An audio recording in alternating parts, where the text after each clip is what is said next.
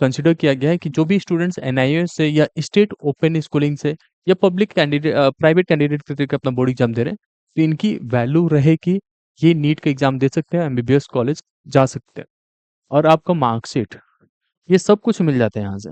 Marksheet, certificate, ये सब यहाँ से मिल जाता है, जिससे कि आप अपना एडमिशन्स कहीं पे भी ले पाते हो। तो मोस्टली जो स्टूडेंट्स फ्रेश जाते हैं, वो पब्लिक एग्जाम्स को कंसीडर करते हैं। जो स्टूडेंट्स एडिशनल जाते हैं, वो ऑन डिमांड में भी जा सकते हैं, पब्लिक में भी जा सकते हैं। हाय गाइस, अगर आप अपना बोर्ड एग्जाम एनआईएस के थ्रू दे रहे हैं और आपके पास सब्जेक्ट है फिजिक्स, केमिस्ट्री, बायोलॉजी, या biology as an additional subject से आप एनआईएस से एग्जाम दे रहे हैं, तो क्या आप नीट के लिए एलिजिबल हैं, इसके बारे में पूरा डिटेल्स में समझने वाला है। एक पब्लिक नोटिस जारी किया गया था आरटीआई के ऊपर, जो नेशनल मेडिकल कमीशन के थ्रू ये जारी हुआ है। इसमें कुछ बेसिक्स क्वेश्चंस पूछे गए थे एनआईएस के एलिजिबिलिटी को लेके, ये पूरा डिटेल्स में समझना है यहाँ पे।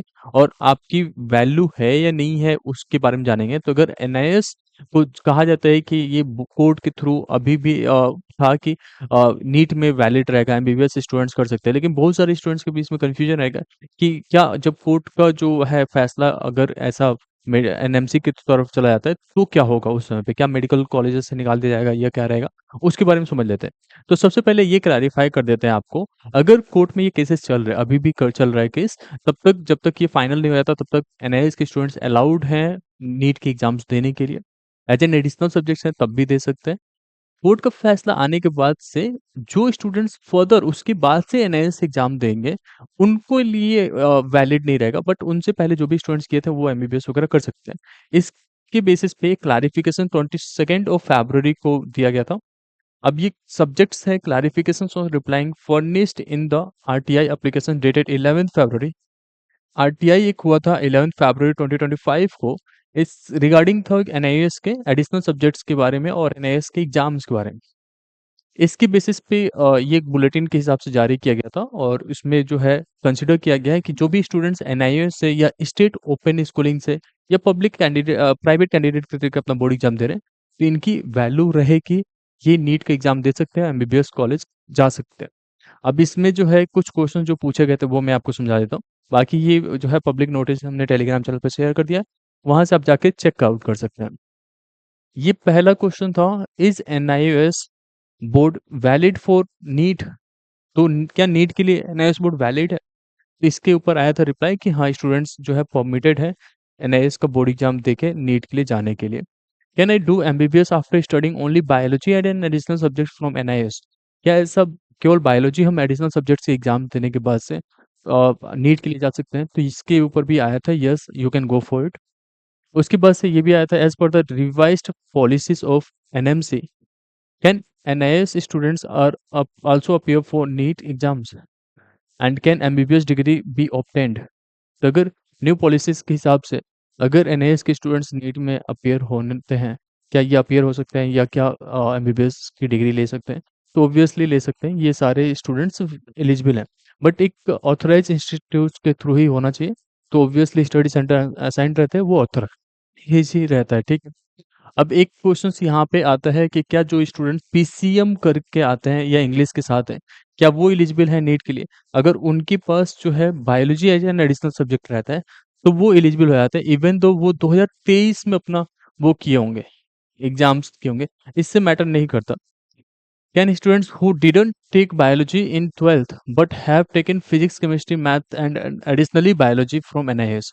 मतलब पीसीएम तो उन्होंने किया, कभी से भी किया, कहीं से भी किया, लेकिन बायोलॉजी या एडिशनल एनआईएस से करते हैं, also appear for NEET under graduate exams or not?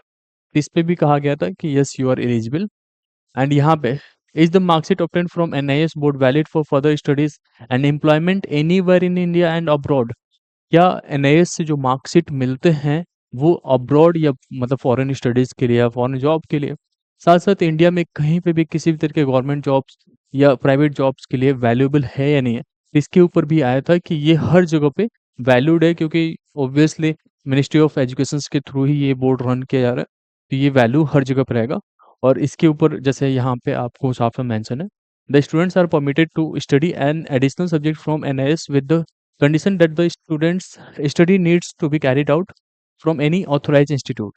मतलब जो भी स्टूडेंट्स अगर एनआईएस के थ्रू अपना बोर्ड एग्जाम्स कंप्लीट कर रहे हैं, चाहे एडिशनल्स कर रहे हो या पीसीबी के थ्रू कर रहे हैं, तो उनके पास जो है एलिजिबिलिटी रहती है नीट के एग्जाम देने के लिए। और साथ में उनका जो भी एजुकेशन परस्यू हो रहा है, वो किसी ऑथराइज्ड इंस्टीट्यूट के थ्रू होना चाहिए, जहाँ पे प्रैक्टिकल एग्ज़ाम्स भी कंडक्ट हो रहे हों। और प्रैक्टिकल्स जहाँ पे भी होगा, ओपन हो या प्राइवेट हो, वो सारे के सारे स्टूडेंट्स कंसीडर होते हैं। ये तो था आपका कन्फर्मेशंस नीट की एलिजिबिलिटी को लेके।